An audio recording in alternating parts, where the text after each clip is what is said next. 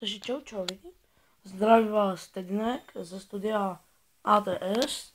Tohle je můj první vlog a ve vlogu je tady se mnou naše koťátko, tady. Kotí. To jsou moje brýle, ale ve vlogu je nemám. Počítač, no. No, spíš obrazovka. Koťátko! No jo, nechceš taky říct něco? Ne, ty chceš jít, já tě ještě by si spadla, něco si udělala. Šup. Dobře, tohle je můj první vlog. Tak, a chtěl bych říct, že doufám, že tam dojde, protože to natáčím přes mobil a prvně nevím, tam půjde vidět. Chci poděkovat za těch nádherných 36 odběratelů, vlog se trochu zpozdil.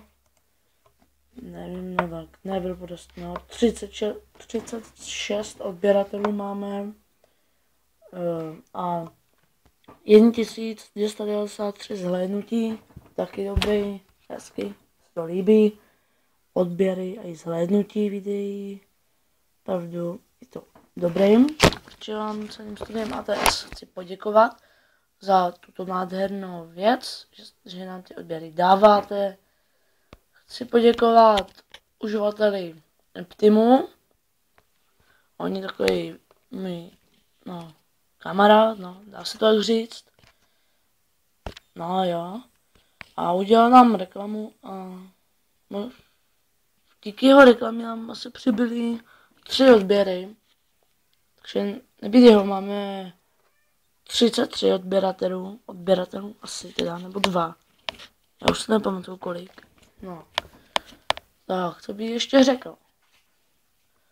Teď videa nebudu asi skoro vůbec točit, možná něco rozjedu s Jakubem, hru Tribes a Skent, ale Skyrim už asi nebudem, protože se mi něco stalo, nevím co s kompem nebo s mikrofonem, z ničeho nic, natáčel jsem a nešel jsem tam prostě slyšet ve videu zvuky, jak mlátím, v tom videu prostě všeho, jo, jde to slyšet, to jo, ale i když si volám na Skypeu, tak mě slyšijou, ale když natáčím, tak to ne, to nejde, ne.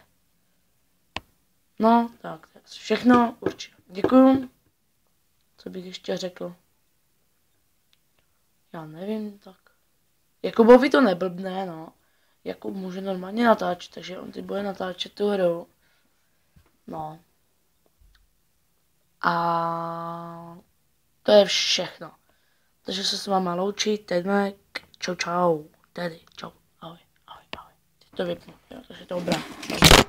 Ahoj. Stop.